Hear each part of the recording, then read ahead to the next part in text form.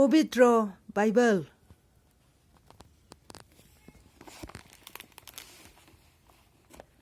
लूका रचित सुसमाचार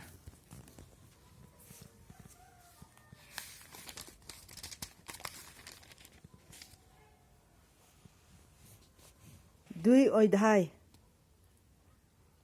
यीशु का जन्म। उन दिनों में अगस्तुस कैसर की ओर से आज्ञा निकाली कि सारे जगत के लोगों के नाम लिखे जाए।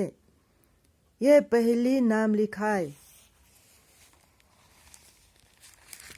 उस समय हुई जब क्विरिनियुस सीरिया का हाकिम था, जब सब लोग नाम लिखवाने के लिए अपने अपने नगर को गए।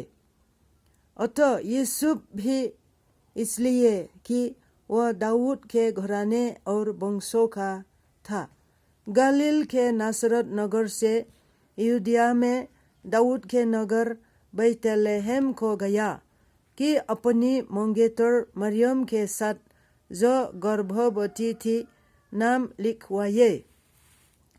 उनके वहाँ रहते हुए उसके जन्मने के दिन पूरे हुए और वह अपना पहिलौठा पुत्र जनी और उसे कपड़े में लपेटकर चारनी में रखा, क्योंकि उनके लिए सराय में जगह न थी।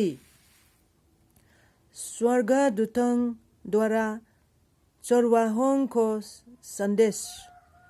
और उस देश में कितने गड़ेरिये थे जो रात को मैदान में रहकर अपने झुंड का पहरा देते थे।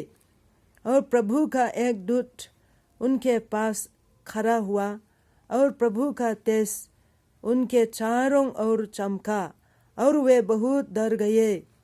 तब स्वर्गदूत ने उनसे कहा, मत डरो, क्योंकि देखो मैं तुम्हें बड़े आनंद का सुसमाचार सुनाता हूँ जो सब लोगों के लिए होगा, कि आज दाऊद के नगर में तुम्हारे लिए एक उद्धारकर्ता जन्मा है और यही मसीहा प्रभु है।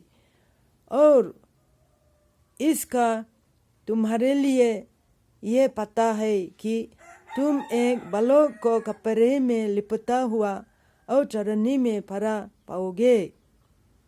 तब एकाएक उस स्वर्गदूत के साथ स्वर्गदूतों का दल परमेश्वर की स्तुति करते हुए और ये कहते दिखाई दिया, आकाश में एक परमेश्वर की महिमा और पृथ्वी पर उन मनुष्यों में जिनसे वो प्रसन्न है शांति हो।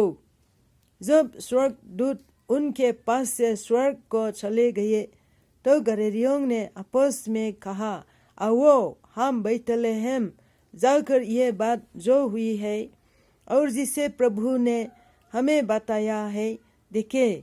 और उन्होंने तुरंत जाकर मरियम और यूसुफ को और चरनी में उस बालक को पड़ा देखा।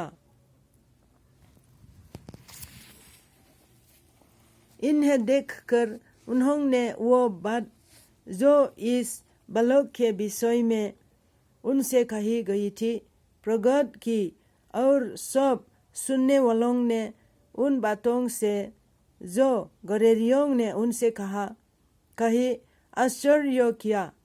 परंतु मरियम ये सब बातें अपने मन में रख कर सोचती रही और गड़ेरिये जैसा उनसे कहा गया था ऐसा ही सब सुनकर और देखकर परमेश्वर की महिमा और स्तुति करते हुए लौट गए। आमीन।